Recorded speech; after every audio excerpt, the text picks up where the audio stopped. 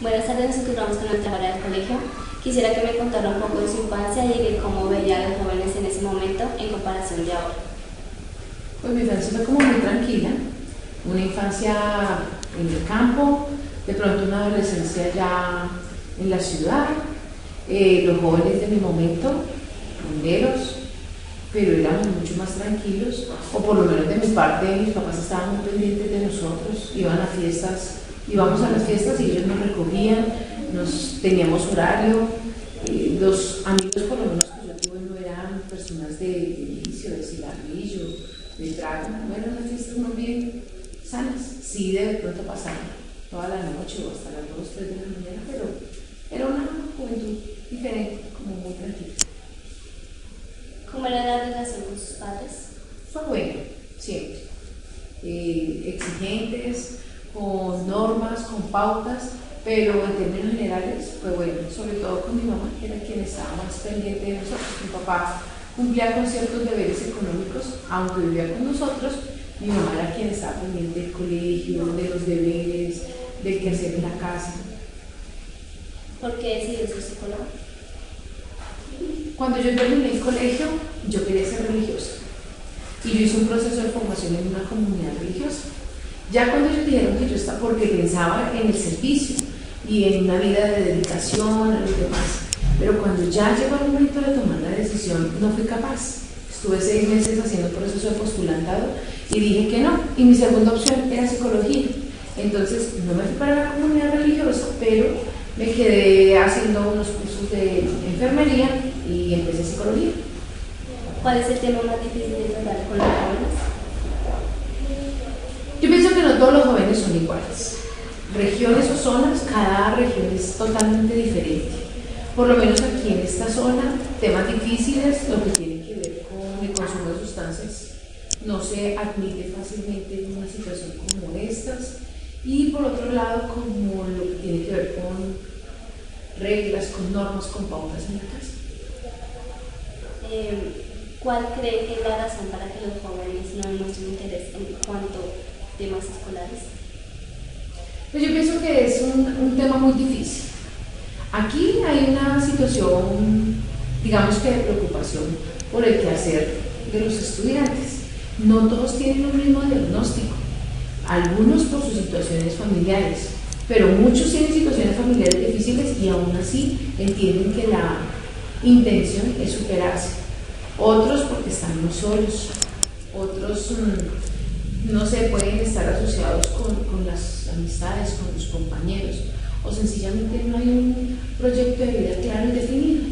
Y finalmente, como esas necesidades que hay en casa, cuando de pronto yo estoy en la finca, estoy trabajando, muchos entienden que lo importante es salir de ahí, como otros entienden que no hay un interés específico, entonces sencillamente no se preocupan por estudiar, no se preocupan por sus deberes, por presentar cosas. ¿Cuáles son sus metodologías para ayudar a los jóvenes en este tema? Bueno, yo pienso que eso no es metodología, no es personal, ¿cierto? Mal haría yo en asumir créditos que no corresponden. Yo pertenezco a una escuela que es cognitivo-conductual. Cuando digo cognitivo, estoy hablando de lo que se piensa, de lo que se cree, de lo que se puede hacer. Y conductual hablamos del comportamiento, mis acciones frente a cada cual. Esta escuela lo que hace es tratar de mediar entre lo que el estudiante puede hacer y también lo que está pensando. Lo primero que se tiene que corregir son esas cosas que se piensan, lo cognitivo. Yo no sirvo para esto, yo definitivamente nunca he entendido. Entonces hay un primer punto que tiene que ver con corregir ciertos pensamientos, ciertas formas de ver el mundo. Y la otra, cómo me comporto. Cuando yo hablo de cómo me comporto, ahí hay un papel súper importante en los padres, porque muchas veces yo solo no puedo dejar o asumir algunas cosas. Entonces uno necesita un papá que de pronto se interese un poco más por su hijo o asuma un proceso de supervisión en el muchacho que empiece a asumir una responsabilidad frente a sus deberes académicos y evitar algunos distractores o manejar algunos distractores, como la novia, de pronto la rumba, de pronto algunas situaciones de riesgo que pueden ser el cigarrillo, el consumo de sustancias. En algunos no hay ni siquiera eso, sencillamente el televisor o la música puede ser un distractor. Entonces no hay una metodología única ni para todos es igual. dependiendo de su hogar, de sus condiciones personales, de acuerdo a eso, uno bien qué estrategia se puede implementar. ¿Qué papel juegan los profesores? Yo pienso que tienen un rol muy importante, porque finalmente son los que motivan la preocupación por el deber académico y los que califican el deber académico. Entonces, tienen un papel decisivo, porque en ellos está la posibilidad de que el estudiante aprenda cada día más, se interese, pero también que cuando se hacen mal ciertas cosas, él las pueda corregir, pueda dar algunas nociones de cómo cambiar. Y finalmente un seguimiento. Si yo veo que mi estudiante va mal, yo lo remito a un lado, voy al otro, cito a su papá, pero en algunas ocasiones el profe no tiene mucho tiempo para eso. De pronto doy una hora de clase a la semana y se me olvida, no puedo aprender de pronto cuál es la historia personal de cada cual o cuál es el estilo personal. Entonces como que uno deja pasar ciertas situaciones,